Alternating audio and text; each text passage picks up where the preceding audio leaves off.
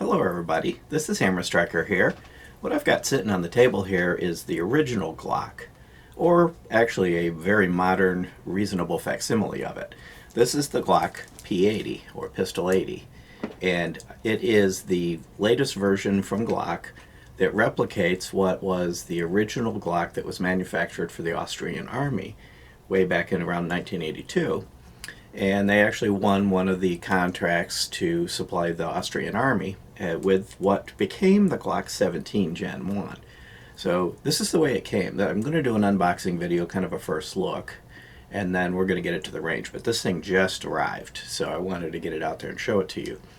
Now what I'm about to do next is probably heresy and blasphemy to a true collector. I'm going to cut the plastic because I'm going to open this up and I'm going to take it out because I'm actually going to shoot this thing. So let's get started with that. Go ahead, get the knife out, and I'm going to pick it up so that I can see it when I'm doing it, because I don't want to scratch the box up. I'm not going to keep this plastic, but I don't want to ruin the box.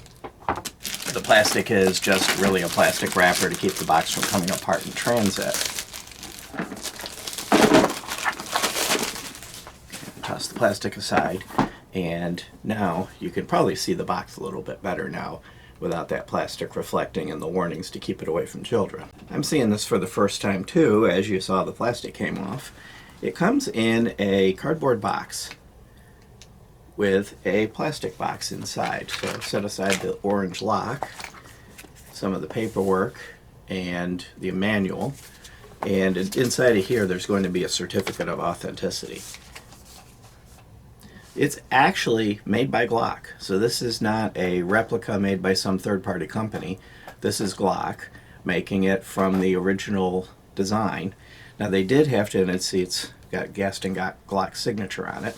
Now one of the things they did have to do is they had to reproduce the mold for the grip, and we'll get into that in a second. They hadn't kept that. You know, when you're a company and you're building things and you improve over generation after generation, you kind of look at the old stuff as legacy, and a lot of times it gets thrown away.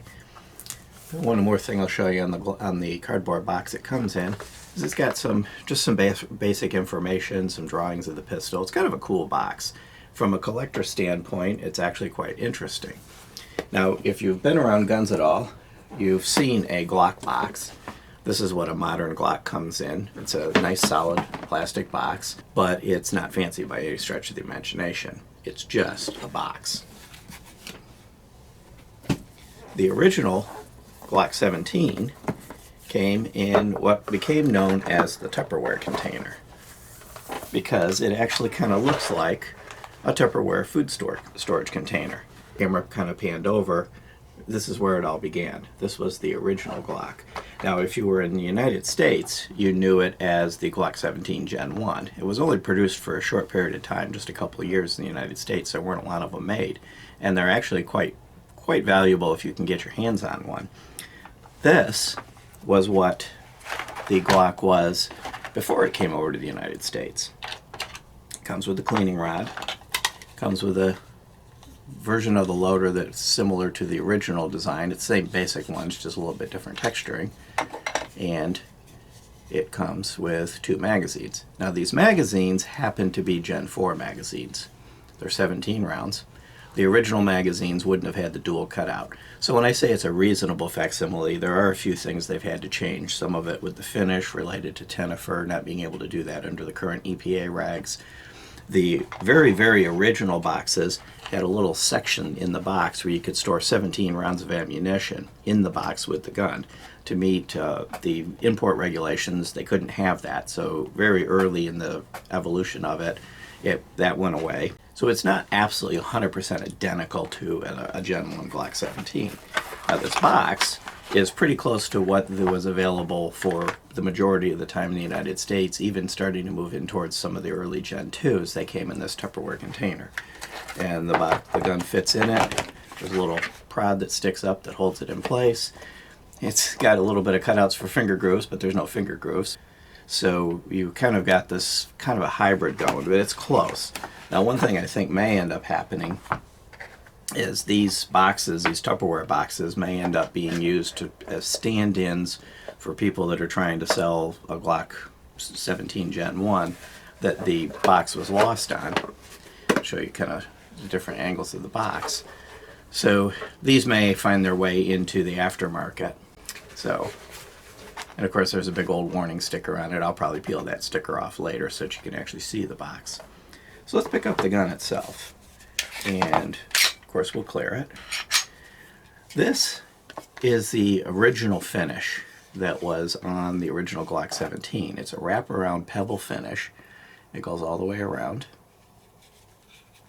across the back. There are no replaceable back straps, and it's kind of slippery. And so that was one of the issues, the main complaints with the original Glock 17s, is that the grip was slippery, and if your hands got sweaty, it could squirt out of your hands. We'll see when I get it out to the range if I have any problem holding on to it. As a general rule, once I wrap my hand around something, it's staying there. So I don't think I'm going to have problems holding on to it. But one of the first things that was changed when they came from the Gen 1 to the first Gen 2 was to change the texture to make it a little easier to hold onto the gun. And like all the other Glocks, it has the reversible mag catch, and it is made in Austria. Turn it around so you can see that. Made in Austria, like the original one would have been. Has the polymer U-dot sights, just like a regular Glock. And I'm going to take this to the range, I'm going to shoot it, I'm going to do a full review on it, but I wanted to get a few things out there and just kind of show it to you. Notice it has no rail. If you've seen a Glock 17, any of the latest generations of Glock 17, they have a Picatinny rail. The original one did not. So they've tried to stay somewhat faithful to that.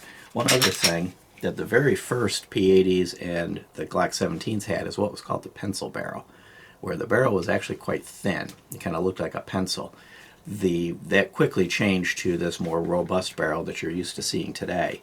When they designed the P80 replica, or the modern reincarnation of it, they did not replicate the pencil barrel. So they have the standard Glock barrel that you're used to seeing. And when I get into the full review, I'll start looking to, what's different between this, a regular Glock 17, so we've got a Gen 3 to show you. I'm sorry, it's a Gen 4. And what would have been the original Glock Gen 1s, which, again, there are not many of them out there, and I've looked for them. I've kind of wanted to have a Gen 1 because this is where it really started. And kind of let me be clear on that, too. I've said that in some of the videos, that the Glock is where the polymer revolution began. Glock was not the first polymer pistol. There were many others that came out before it. Glock was the first one that made it a commercial success. All the others built good guns. They were good polymer pistols, but the market wouldn't pick them up. When Glock built these, they just took off. They really became popular. Part of that, I think, they gave them away to a lot of police organizations, and Congress tried to ban them. So, of course, anything that Congress wants to ban, everybody wants. And so a combination of events made this the first popular or commercially successful polymer pistol.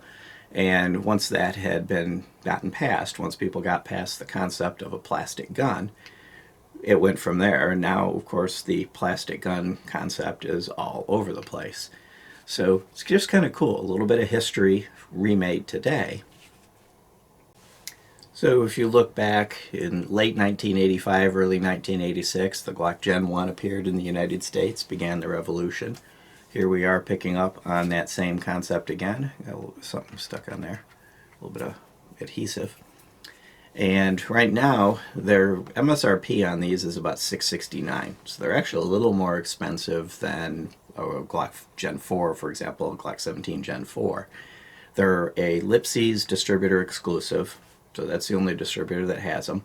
So if you're looking for one, a local gun store, an online reseller that has an association with Lipsy's will be able to get these. They're going to be very scarce initially, and they're probably going to be expensive initially. There's going to be a lot of popularity on them, and you're probably going to be paying a significant markup over retail till it settles down. Now, I don't believe these are going to be mass-produced for a long time. So I think they're going to make a number of them to fill this distributor exclusive contract, and I suspect, like the Gen 4 Summer Special, they'll go away. And one other thing I'll show you, it's got the P80 marking on it. which the P80, a gun marked as a P80, never appeared in the United States. They were never imported. By the time they came to the United States, this was a Glock 17, which simply is the 17th patent that Glock acquired. That was their numbering scheme for them, and that numbering scheme carries forward to this day. Beyond that, it's going to be interesting to see how this shoots, to see if it stays in my hand when I shoot it, and if it works as well as any other Glock, which I really kind of have no doubt that it will work as well as any other Glock. So hopefully it's interesting. Look forward to the shooting video and the full review. I'll take it apart and go into full detail. But beyond that, if you like our videos, please give us a thumbs up, share, subscribe, click that bell up there to be notified if you do. Check us out on Facebook, Twitter, Patreon, Instagram. We're kind of all over the place. And thank you.